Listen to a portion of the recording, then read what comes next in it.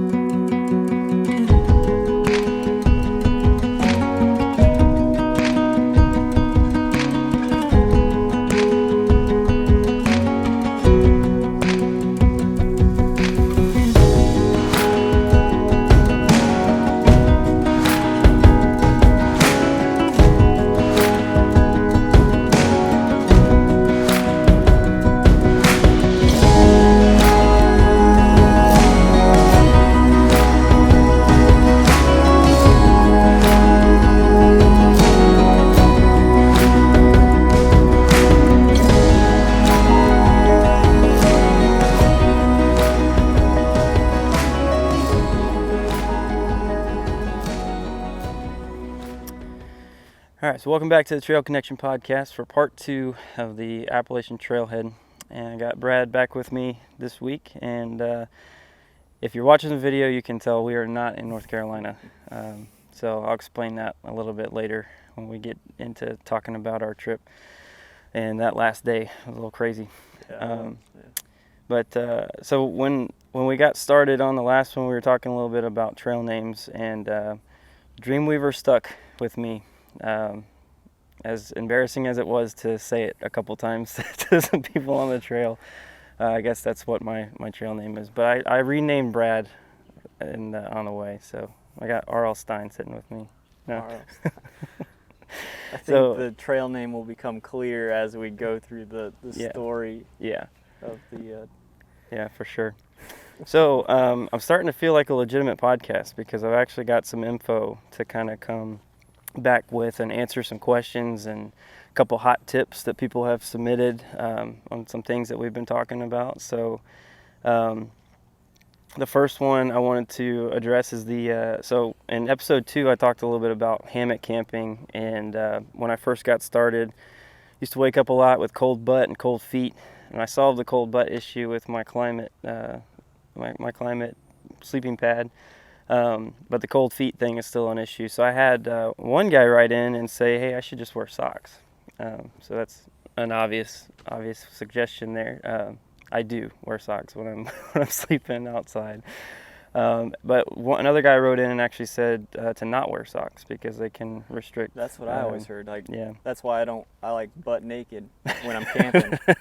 Because I've always heard, like, when you're in a sleeping bag, it's designed to be like sleeping naked or with very minimal clothing because It's designed to trap your body heat. Right. So, and if you sweat in your clothes and they get wet, then it's not. Yeah.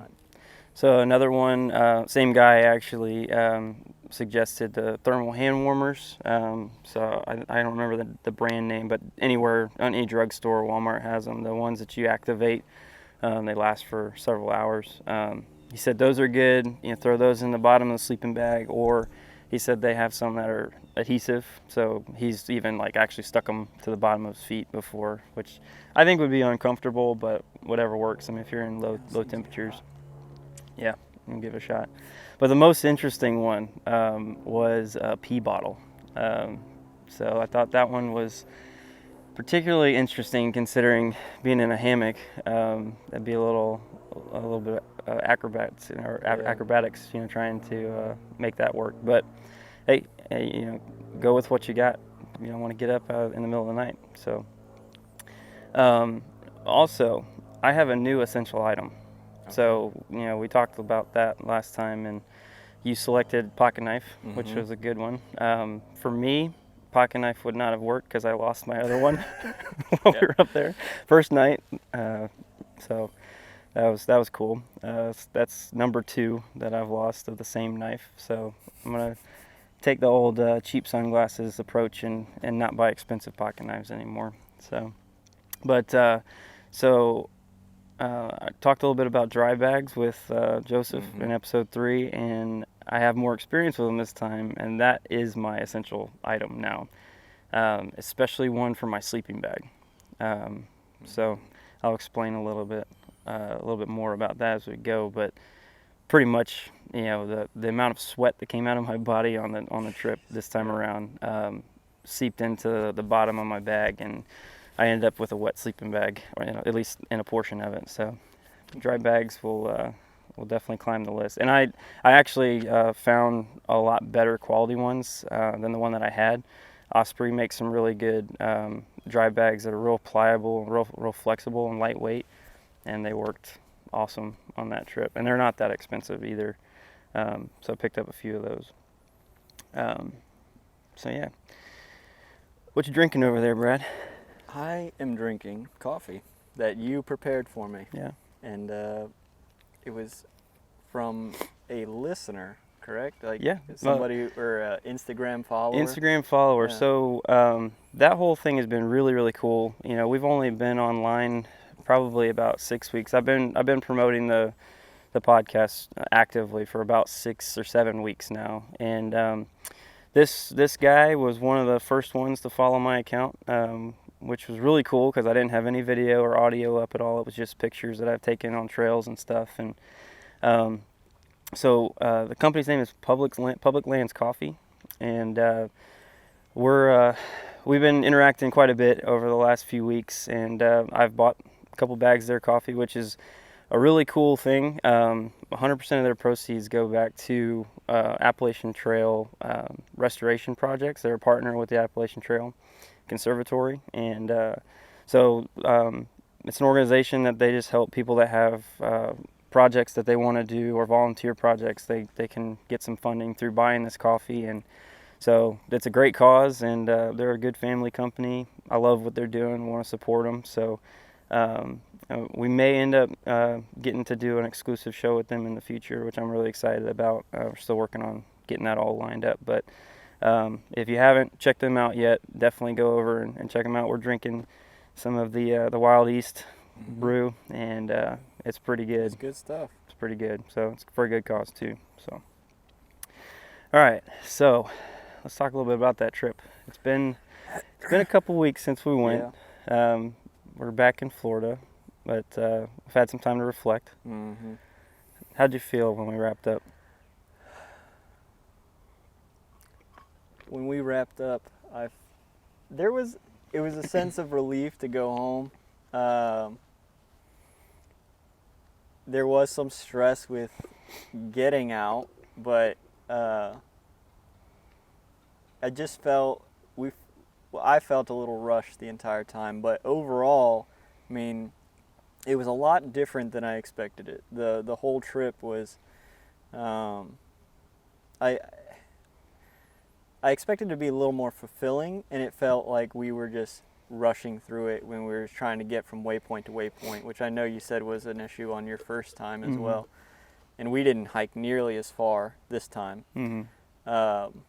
So I know that we're going to get to it later on about what we may do later on if we do another. Well, you're going to do some more, but if I go with you, some changes that we'll make. But I loved it. It was nice to be out there and just kind of push yourself up those mountains and just kind of like we talked about in the first one, just be away from everything and just kind of take the challenges as they came and not really knowing what was going to happen, because we did have some unexpected rain and some unexpected water shortages, and so there was some challenges, but overall I had a great time. Yeah, same here. And it was definitely a much better experience on my end, as far as the types of stuff that I took, and I bounced back very quickly physically from this hike.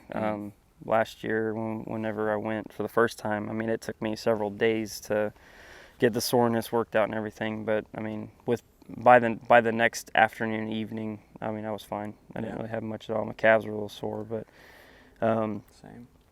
But so we got up there. We decided to do the approach trail to the Springer Mountain, which is about 8.8 miles. And it is no joke. That is one tough trail, especially for that setting. And the time frame that we chose to do it in. So we didn't get on the trail till about 2 o'clock. Mm-hmm. Yeah, got a little bit later start than we had planned. Hit some traffic in Atlanta on the way up, and that set us back a little while.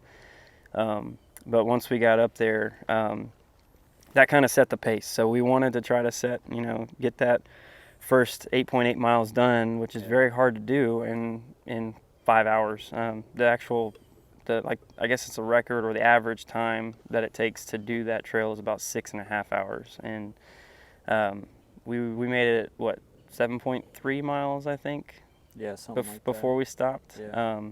And we did that in about 4.5. So we were booking it, and it's a steep trail, pretty tough incline. Whipped me for sure. We got Mr. Marathon Runner over here that was blazing it in front of me, but I was huffing and puffing up behind him. So that first day got a little later start and went up through. The cool thing about that trail is there's the bottom of it. You're at the base of the waterfall in Amico Falls, and so that was neat, walking right next to the water and climbing all those. Yeah. Oh man, those god awful stairs.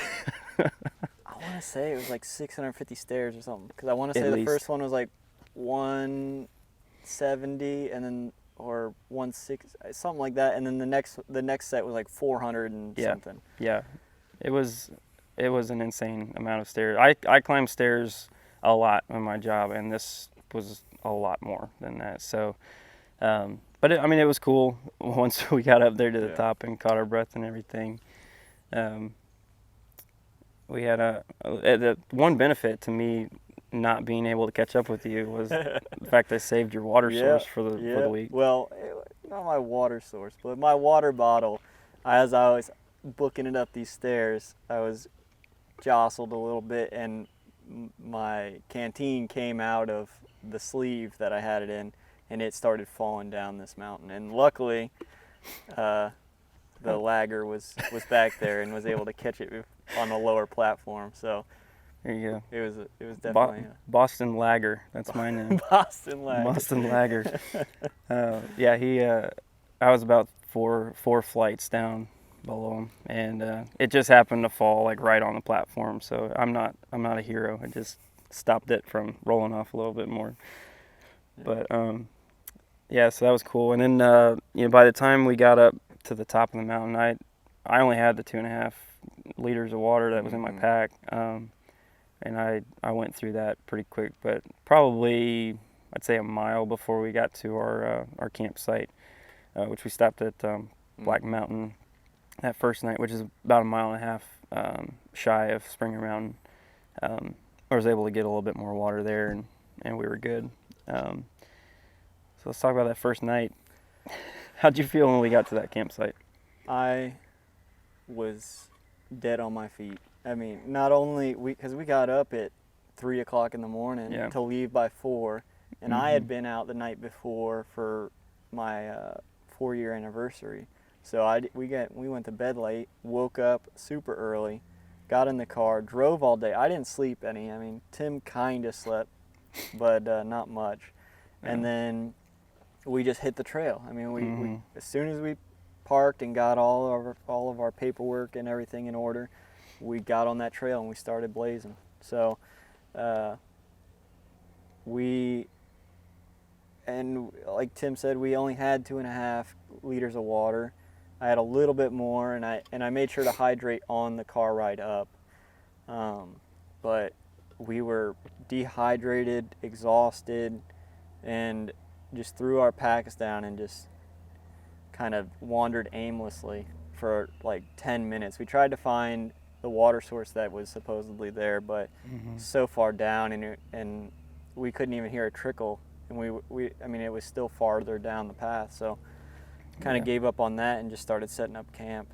Yeah, and I felt the same way. I was flat wore out. It was all I could do to just get my tent set up and soaked to the bone. I mean, everything I had on was completely soaked. So got dry clothes on and made a clothesline and hung up all my stuff and started cooking or heating up my water for dinner. And we ate and pretty much went to bed. Yeah. And I mean, we got to the campsite. It was like 6:30, right? Something like that. Yeah, something like that. So we didn't have a whole lot of daylight left. So by the time we sat down to eat, it was after dark, and we both kind of cleared away for the night, and woke up. I woke up probably about 11:30 or so to really, really heavy rain. That was not on my forecast. I didn't see that on the weather app that I was looking at. Nope. So that took us by surprise. It soaked everything. Well, I was laying it because as soon as we both got in the tents about the same time, around 8:30, I want to say, and then I was trying to fall asleep. I know that you were scribbling in your notebook and you had your light on, and I think it was about like 9 o'clock, and your light went off, and then like 2 minutes later, just like snores from over there, and I was like, oh man. And we had planes flying over all night. Yeah. And I'm just laying there. I had the flap of my rain fly open and my mesh door closed so I could try and catch a breeze.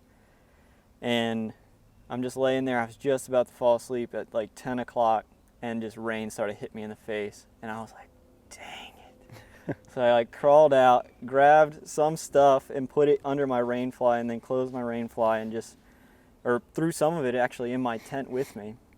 And it didn't help. I mean, a lot of my stuff inside the tent got wet because I had a footprint and I set it up wrong so that it actually kind of pooled under the tent. And I got soaked. I mean, my sleeping bag was wet, pillow was wet, clothes that I threw in there were wet. I mean, it's just a nightmare, and I didn't sleep much. I ended up getting up at like 6, just kind of waiting until daylight came, and then I got up around 7 or so and just I went over to the shelter, made some clotheslines and started hanging stuff up. And I was like, oh, Tim will get up.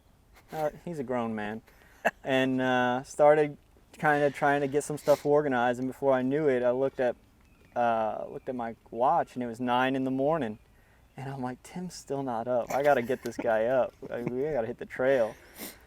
And it took many tries to wake you up. I mean, you were out. I was out I was cold. like, Tim, and cold. just repeatedly. Well, I got probably maybe 2 hours of sleep the night before. I was up pretty late getting the episode, the kayak episode, ready to go and up online, and some marketing stuff done for that I wanted to try to get out because it was set to release the day we were driving.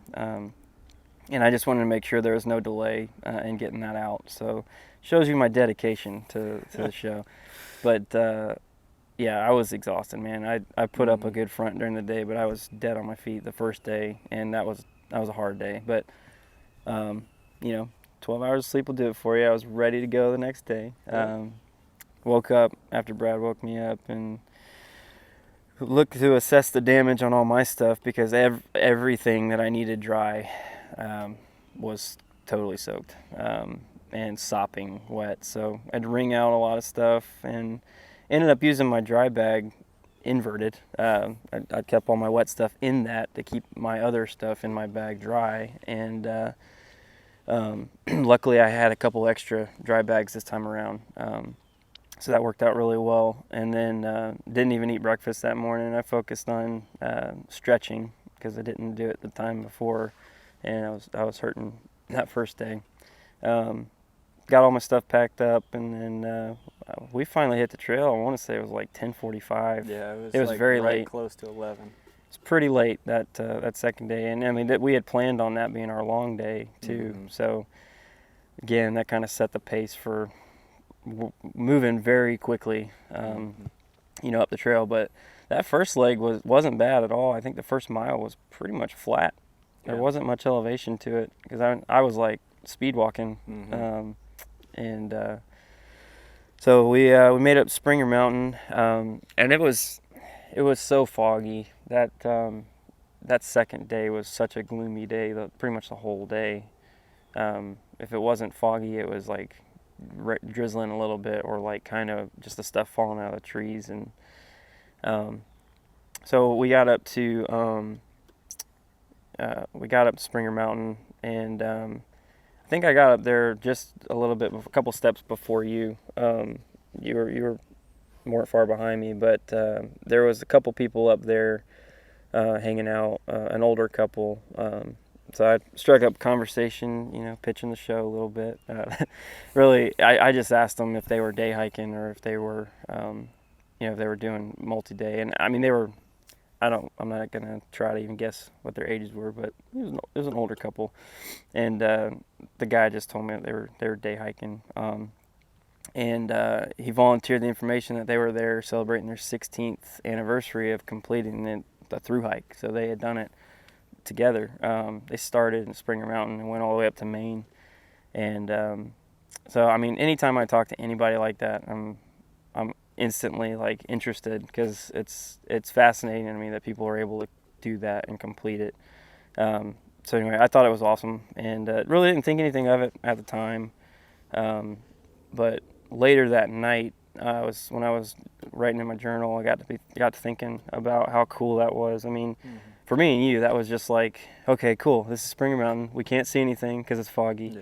It was just a place to stop, catch a breath, and take a rest for a few minutes. But I mean, that's a significant place for people that are either beginning their journey or finishing their journey, and it just got me thinking about like how different places like that mean different things to different people. And I mean, I definitely, the next time I go, it'll have a different meaning for me. But I just think that's so cool. That something like that can be so significant for somebody that they make a special trip every year to go up and visit. So that was pretty cool. The guy's name was Tom for short. I don't remember his wife's trail name, which, by the way, trail names are legit. Yeah. Like, that is a legit thing, and it's pretty cool. And I feel really, really dumb for not knowing about that ahead of time. Yeah, even when we signed in at Amicalola Falls, it was like, what's your trail name? Mm-hmm. And so, a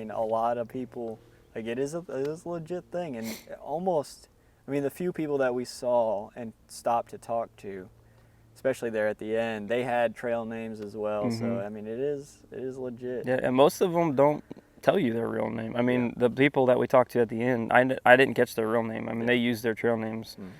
Mm-hmm. Tom told me his, but I don't remember it. So it kind of helps me. I got a bad memory, so I'd rather remember something ridiculous, I guess, than somebody's real name. Well, another like kind of reoccurring theme on this trip was like everyone was from Florida. Yeah. Like, Tom for short was from Naples, and another couple that we ended up meeting were from Lakeland. Yeah. So yeah, just down the road from us, and it was funny because it seemed like the majority of the people that we came in contact with, or even the people that we talked to came in contact with, all were from mm-hmm. Florida. So it's perfect time to get out of here and go up there because the weather was awesome. Yeah. That first day, oh man, it was beautiful. Mm-hmm. It was like, low 70s for most of the day, and breezy, and even in the sun, it wasn't that hot. And the first night was great. It was really comfortable. The rain helped a little bit, but overall, I think the weather was great. The trip. Yeah. All right, so that's that second day. Once we got off of Springer Mountain, we were kind of booking it mm-hmm. from that point. I don't remember all of the sections in between that we went. We ended up pushing really hard to get to Long Creek Falls for lunch. I think it was like close to 2:30, 3 o'clock when we finally stopped for lunch. I think that section that we did between Springer and where we ended up staying at Hawk Mountain was probably my favorite section so far that I've done. I haven't done a whole lot, but a lot of water sources. A lot of the trip along the way was like by a creek or by a larger stream that you could hear and stuff. Came across a couple creeks you had to cross over, and then the Long Creek Falls was cool. It's not a big waterfall at all, but that was a neat setting there to stop and get a bite to eat. And hung out with our Florida buddies for a little bit, who actually ended up saving our butt. Yes, they did.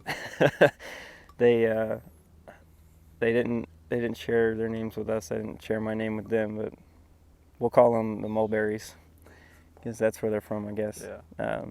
But the Mulberries, we kept passing them back and forth. You know, that we'd stop for a break and they'd pass us, and then we're hiking like madmen, so we passed them up again and took longer breaks. But then we ended up going. It was another hour and a half. I mean, it was real short. Yeah. I was expecting it to be a couple more hours to get to Hawk Mountain, but we got there, what, 4:30 or so? Yeah, it was 4:30, and I almost didn't think that was it because it was so short. Because the whole reason we were kind of hiking so fast is because we kind of had a like incorrect time frame or like frame of reference for how long it took us to go certain distances, because we started so late on that Tuesday, and we didn't get there till 6:30, and we're like, man, we didn't even make it the 8.8 miles, and it's already dark. So we had that kind of skewed frame of reference, and then we're just like, we need to hike like super fast to get this whole 8-mile section done, and we hiked so fast, and we're like, oh, this is it, we're here. Which we were stoked about, because getting there at 4:30, I was like, finally we can do more like camping and less hiking. So that was pretty. And it wasn't as strenuous of a day at all. I mean, there was a few peaks that we had to hike up that were tough, but I mean, overall, I mean, I felt great that day. Well, you were hurting there at the end, because I know you're like, I don't want to walk any farther to look for any more campsites. Well, that's because there was like 30 of them in this thing going down in a ravine, and like, you know, I didn't want to go all the way to the bottom of this mountain just to see what kind of campsite there was to turn around and hike it all the way back up. So we stayed up pretty close. We were about halfway down, but I mean, my legs were sore, but I just didn't want to go down the hill anymore. But so when we got there, it was nice having a little bit of extra time to take our time and get set up. Had plenty of daylight. Took the time to string up clotheslines. I'm glad I brought my rain fly. I didn't set it up the first night, but we used it as a second night as kind of a dry shelter for anything that needed to be hung up. So I tried to dry out most of my clothes. It was so humid from all that rain. The air wasn't dry enough to dry our stuff, but it kept it from getting more wet. Yeah. So that was funny. I packed 3 shirts for 3 days. I only packed 2 bottoms. So I had 1 pair of pants for the first day, 1 pair of pants for the second day. And I planned on, these things are pretty quick dry. They should dry out, overnight. And obviously the first night it got completely toasted with being rained on. So got to camp the second night and was wet, and it was getting chilly, and I didn't have anything to wear, so I just was hanging out in my underwear and my jacket for a while. So that was cool. And then when we went to put our gear in the bear boxes, there was some leftover gear there. So that actually was pretty common. Like in North Carolina, it's not as common. From what we experienced, there wasn't really anything left at the shelters, but at this go around, there was a lot of stuff that was like either hung on a tree or like in a bear box or something. And there was this set of female clothes that was hanging out in there, some leggings and like a jacket pullover thing and some socks. And I'm not gonna lie, like at one point I was like, I think I might go grab those leggings. And anyway, if I would have, and would probably had to rename me Yoga Bear. Yoga Bear. That would be my trail name. But I didn't. I stuck it out, hung out my underwear, and my jacket, and ended up going to bed anyway, so it wasn't that big of a deal. Yeah. But so that night was we got to hang out a little bit more. I was up pretty late that night journaling. Didn't do too much the first night. Second night, I wrote I usually do like a recap for the day and just kind of lessons learned or like, deep thoughts by Tim Garland. I'll throw those in there. And I didn't get to do it too much the first night, so I was up writing for the first 2 days on that. And yeah, I got to bed probably about 10 o'clock, 10:30 or so. So you were up rustling around for a while though, weren't you? No, I mean, I don't remember what time we got in our tents. I just couldn't sleep. Like, it wasn't that I was uncomfortable. I was kind of like just sticky from all the sweat and stuff, but overall I just couldn't sleep. It wasn't necessarily any particular thing, I don't know, but Yeah. I just didn't sleep much on that trip. Brad was nervous about how we were gonna get home because I screwed up. Yeah, that was. And I didn't plan accordingly for that. I was thinking, hey, there's rideshare services like crazy nowadays. Like, I'm sure we can find an Uber or something. I wasn't thinking that we might possibly get pulled out on like a backcountry road with no service, and I don't use Uber or anything like that, and so I'm not familiar with the fact that somebody's got to be in your area. I was like, yeah, just get an Uber.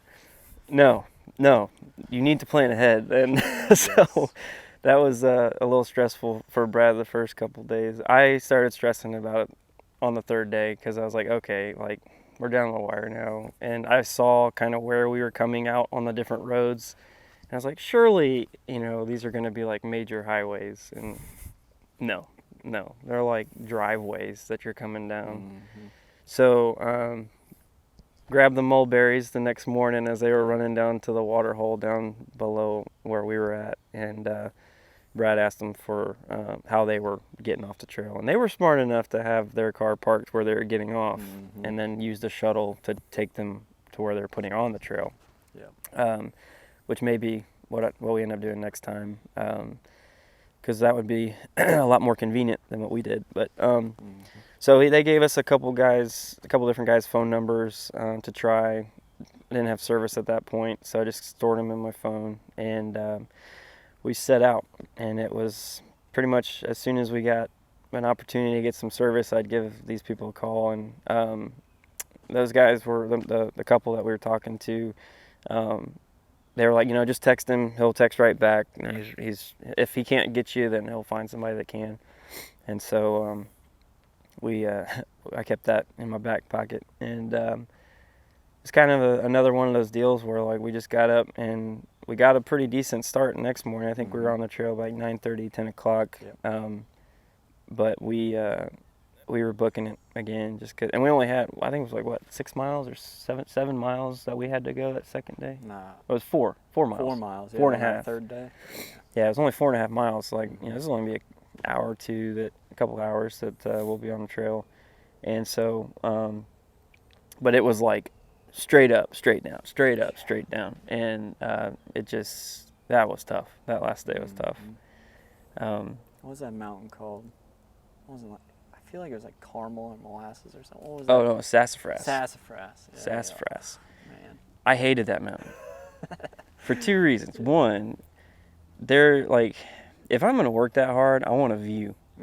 And there was like one like little window of vista like on the side of this thing, and by the time I got to it, I was just like, you gotta be kidding me. And I'm like huffing and puffing, and right about that time I ran out of water again, and still had like 3/4 of a mile to go before we pulled off the trail. So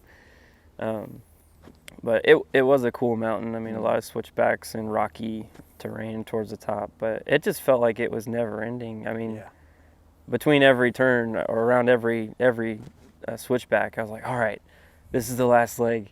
I'm to the top, and then like you get, it's like the surface of like a sphere. Like you get to the top, and it's just like it just keeps going. It's like, come on, man. But you kicked my butt on that one, on that ascent. Almost on all the ascents, but that one, pretty much. That one specifically, yes. I actually, not to belittle your aerobic exercises, but like by the time that I got to, I told him, I warned him, I said, I'm not stopping on the ascent. I will not stop for you. And he's like, go ahead, just leave me. And I'm like, all right. So I booked it, And I got up there, and I thought I was going to be waiting for like 15 minutes before you showed up. It was only 5 minutes, and I was just sitting down. I had started to open up a Cliff Bar and eating it, and then he was right there. So he was motivated to get out of there that last day for sure, because he wasn't that far behind me. To be fair, too, I mean, I was lagging a little bit. I was Boston lagger a little bit, but I was trying to like take pictures and get some video and stuff, content along the way, and so I would let him go a little ways. I didn't want to make him keep stopping for stuff like that, so it was real kind of stop and go for me. But there were quite a few times where I couldn't breathe, or my legs were killing me, so I had to stop for a minute and regroup. But I definitely think this time around, like, I was in much better shape. But one thing I did want to talk about was there's a lot of technique that goes into making a successful hike, and I'm learning it as I go. But the biggest thing for me is the breathing. Like, my legs were so sore, and like they were dead that first day. It was a struggle to just want to keep going. And I was huffing and puffing a lot, real short breaths.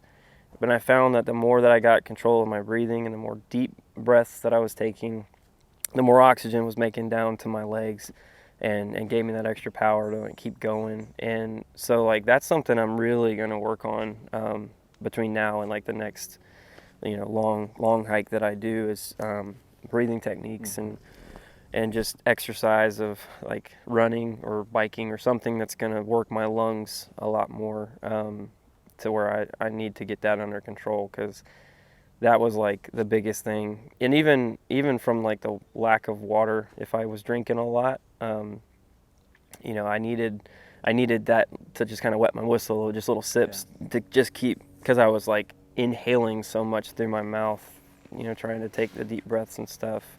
So I think that's critical, like a successful like duration of a hike, without sucking down your water source and depleting it super fast. So that's something that I'm going to be working on for the next hike.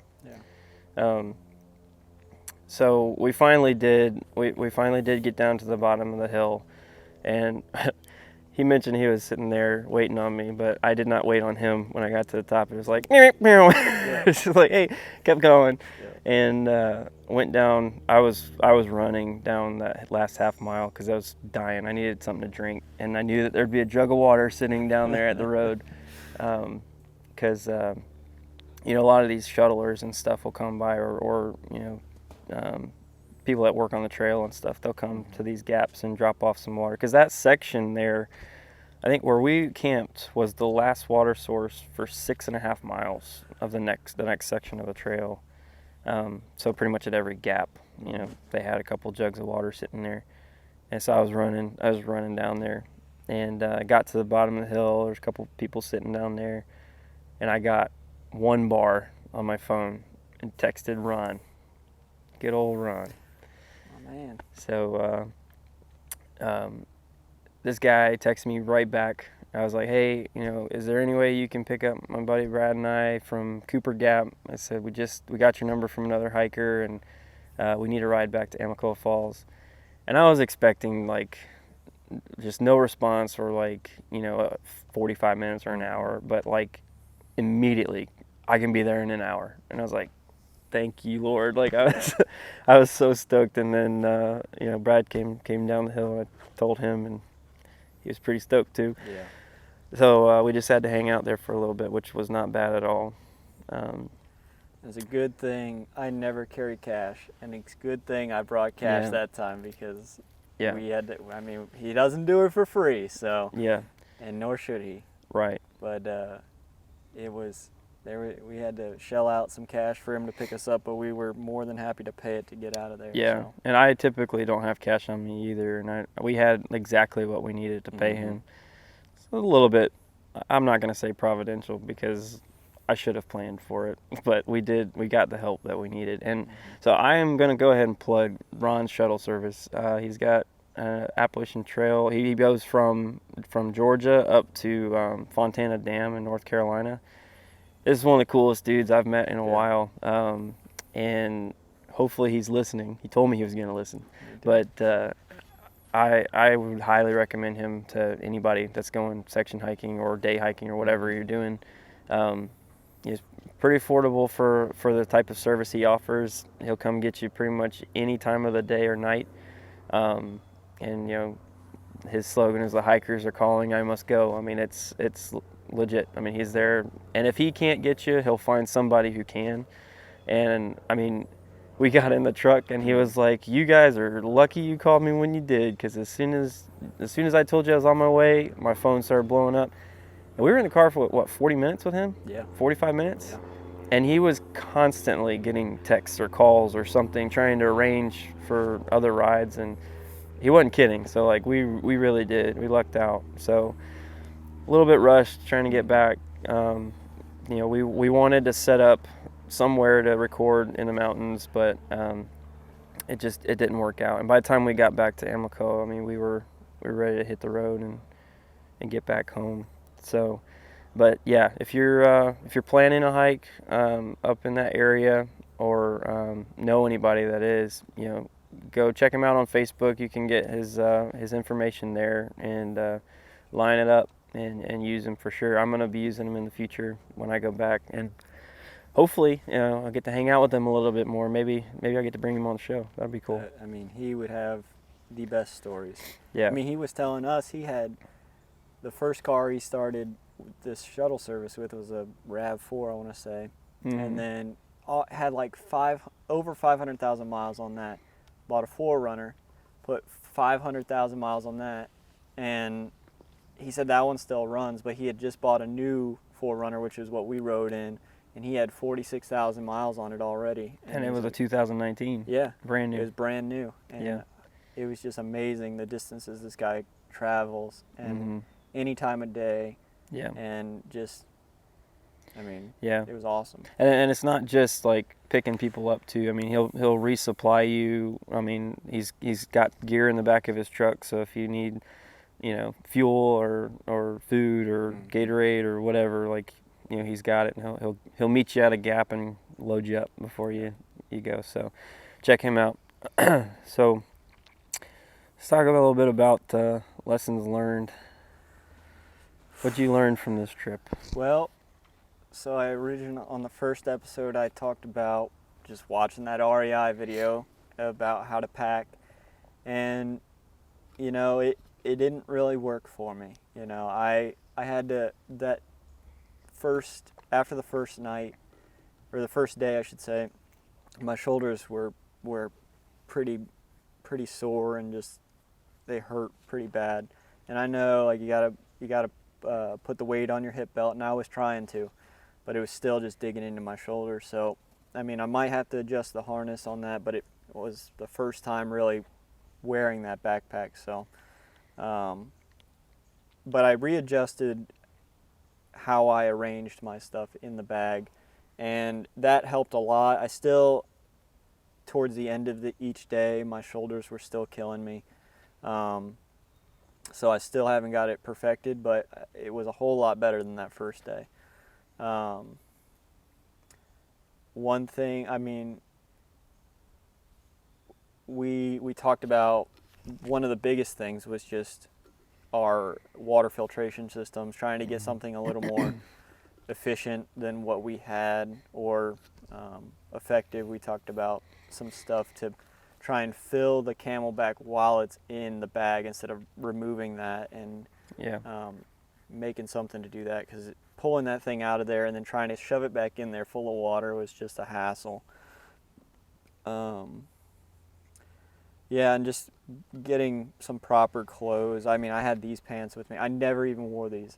After the first day, I had the clothes I was wearing in that first video, and wore those. And then the next day, all I wore was these short nylon shorts for running, and that's what I was sleeping in. I just wore those the whole time, with long socks and just a shirt, and that was and my hat. Yeah, your And, wide brim hat. yeah, All you needed my was some fedora. suspenders, and you looked like you're wearing some lederhosen. Some Bavarian Yeah. out there, just hiking around. But I mean that was big for me, just wearing those shorts, because we sweat so much. Mm-hmm. We got rained on that first morning, was pretty wet, so just having those shorts that were just shed the water.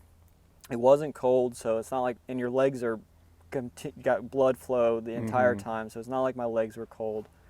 That was key. Like, just wearing pants was a useless endeavor, Yeah. because you just sweat through them, and Yeah. it's annoying. I think I took pants with me. I got what I'm wearing now. These Columbia shorts. They're the same material as the pants.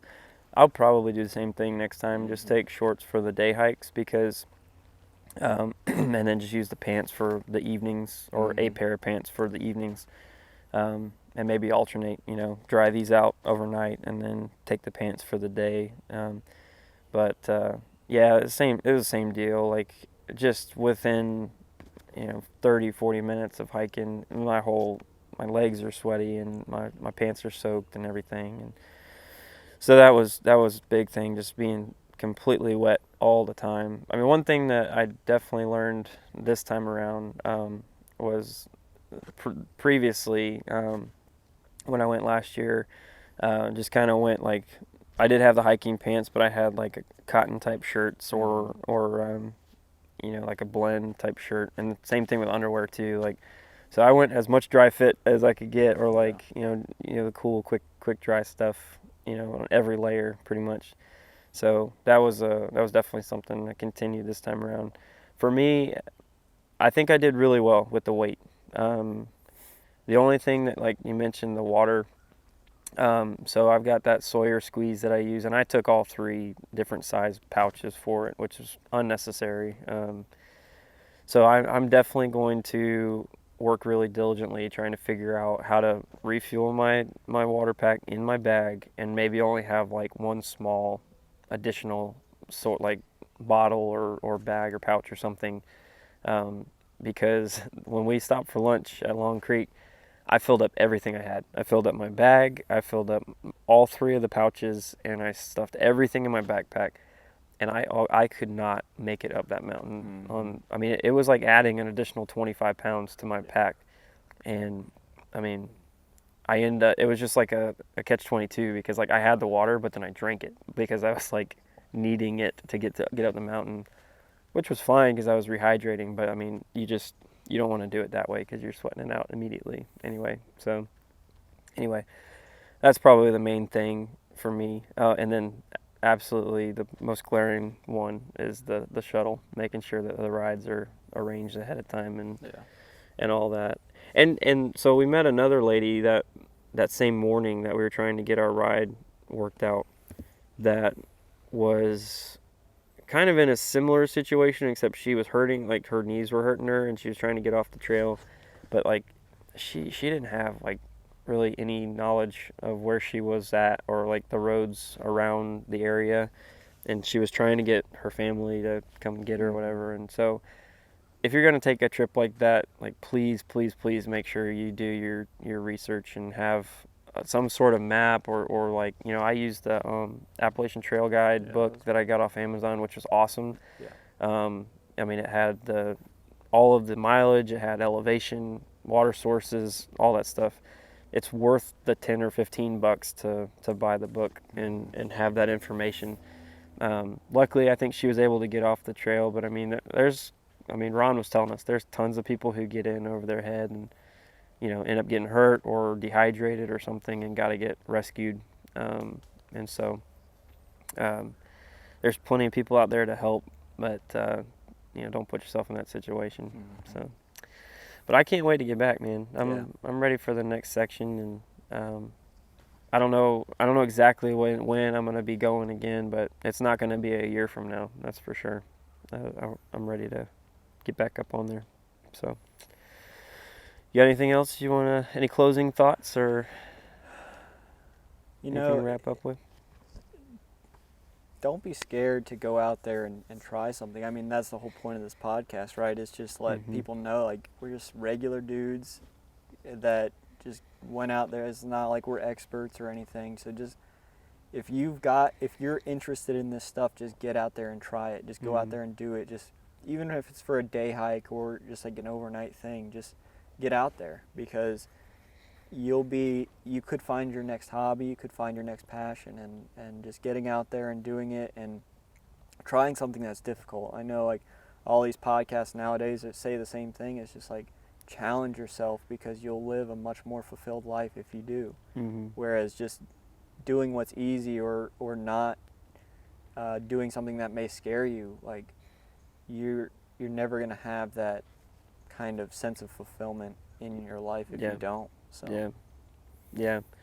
And I mean, most of the experience that I've had with backpacking and hiking and all this stuff, especially since I've been involved in it, people love talking about it and they love sharing their experiences. And I mean, everybody we talked to on the trail, like, if we asked for help, like, they were loaded with information, or they were willing to give information. It's not like, people are holding on to trade secrets or anything. So, I would second that too.